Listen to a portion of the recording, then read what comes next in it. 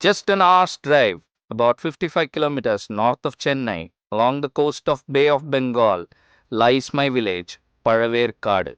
Palaverkadu, Pavalam plus Ver plus Kadu is Palaverkadu. Pavalam in Tamil means coral. Ver stands for roots and Kadu means forest. When the Dutch occupied this region, they found it difficult to utter the name. Therefore, they corrupted it to Pulicat. The water here span an area of 350 square kilometers. The village has the second largest creek in the Bay of Bengal, and the water is a source of livelihood for people living here. According to the 2001 census, there are 3,407 families with a total population of 15,349. The inland water from the small irrigation canals becomes a river from the Pichatur Dam and joins Buckingham Canal before flowing into the sea.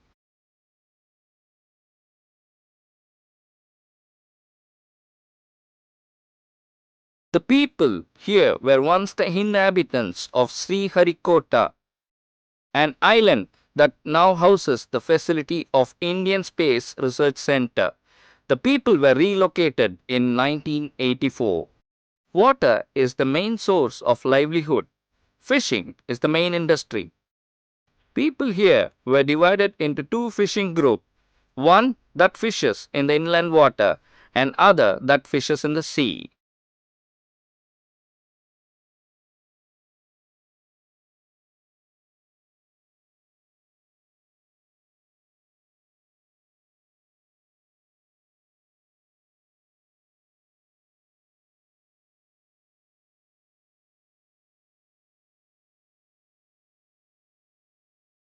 However, after the 2004 tsunami calamity, to revive a shattered village, everyone has been granted the right to fish in the sea. The village has been a trading center right since the time of the Dutch, the Portuguese, and the British. The Dutch stayed here between 1631 and 1655. The 22 graves in the cemetery stand proof to this.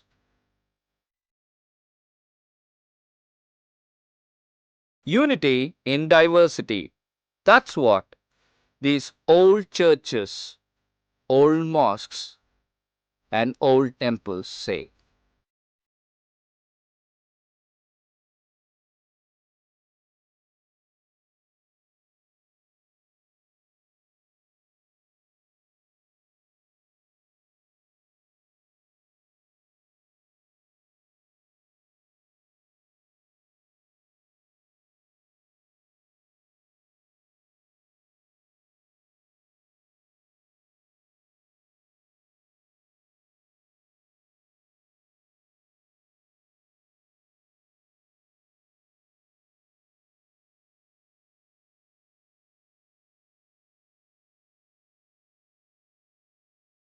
You can find an ancient sundial at Chinnapalli.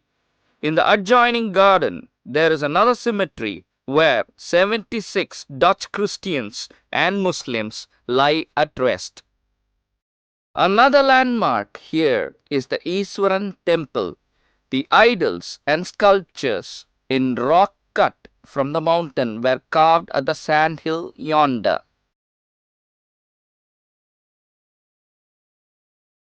It is the fishery that keeps the village going. During the day, the bazaars are busy.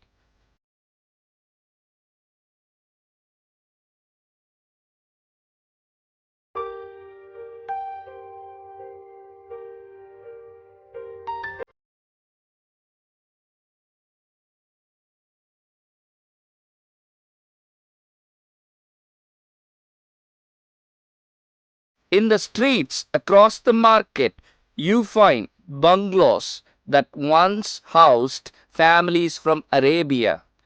Going by the Arabic inscriptions made in the 13th century, these Arabians had fled Mecca. Unable to pay their taxes, they came here in 4 boats, wandering about here and there, and finally landed at Palaverkadu in 1606. These were the families that gave shelter to the Dutch when they landed here.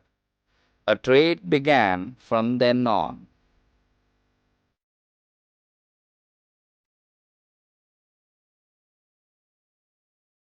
It was the Dutch who introduced the Padu.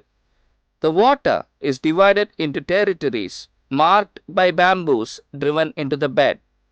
People from one area can fish only in the territory allotted to them.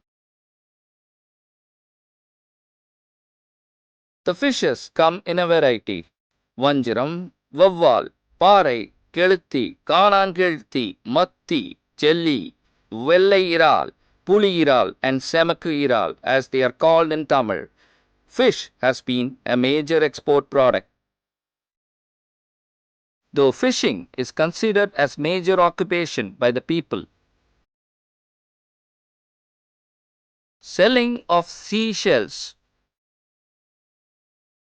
Tribal women hand picking prawns. From Pulicat to Lighthouse, there is a bullock cart transporting goods, and overloaded ferry boats transporting people to the shore are the occupation of the people of Pulicat. It is half a kilometer to reach the village market. While the goods go up the water ladder in bullock carts, the people commute by mechanized boats. Come March and April, Palaverkadu becomes a heaven for migrating birds from across the globe. The skyscraper is a splash of flying colors. However, the scene in the village is not so happy or colorful. Squalor is everywhere. The society is divided by communal and caste bias. Superstitions imprison the mind of the people, most of whom have never been to college or university. Most of the men are given to drinking. Child labor is rampant.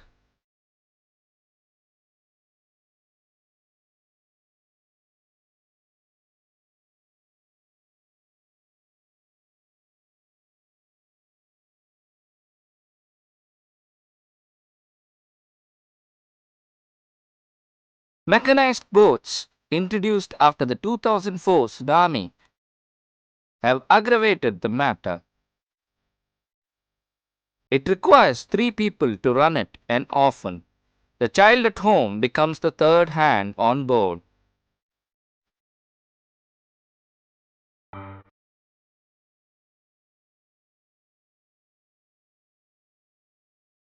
The plight of the Dalits and the tribes is worse. Some 60 families still don't have a ration card or a voter ID card.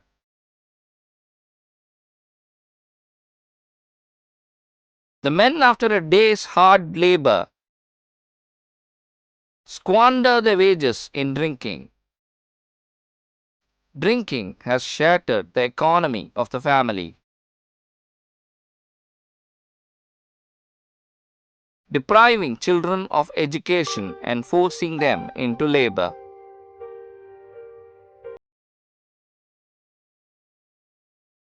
Sometimes inebriation keeps men away from family and even work. Though reserved as a bird sanctuary, Palaverkadu is one of the worst victims of industrial pollution.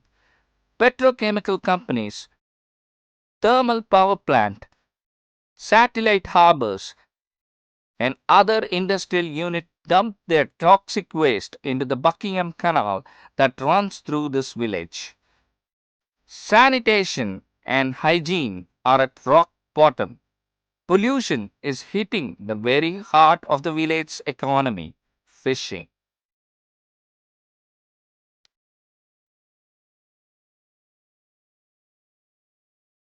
With no drainage and waste disposal system, the streets were an ugly sight. People dump rotten vegetable, food, and fish into the streets.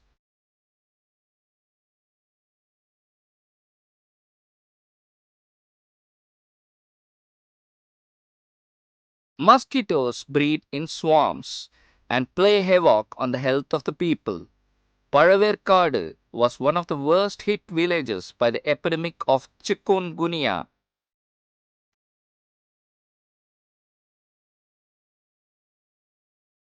This open place around is the village's public toilet.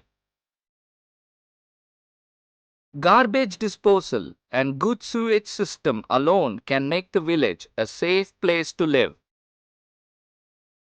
If there is a hospital here, it is this building with no medicine, hardly a doctor around, and most of the time closed. At times of emergency, such as delivery, snake bites, or accidents, the victims are rushed to distant hospitals. Lack of good transportations makes matter worse, sometimes grave. Death by accident is not a piece of news in the village. A few students who study in colleges or universities in Chennai use these boats to commute. Once on land, they go by local trains or buses. This greatly discourages students taking up higher studies in colleges.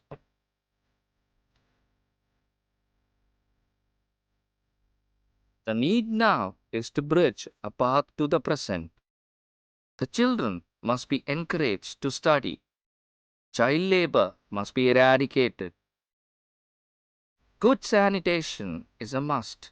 The government must step in.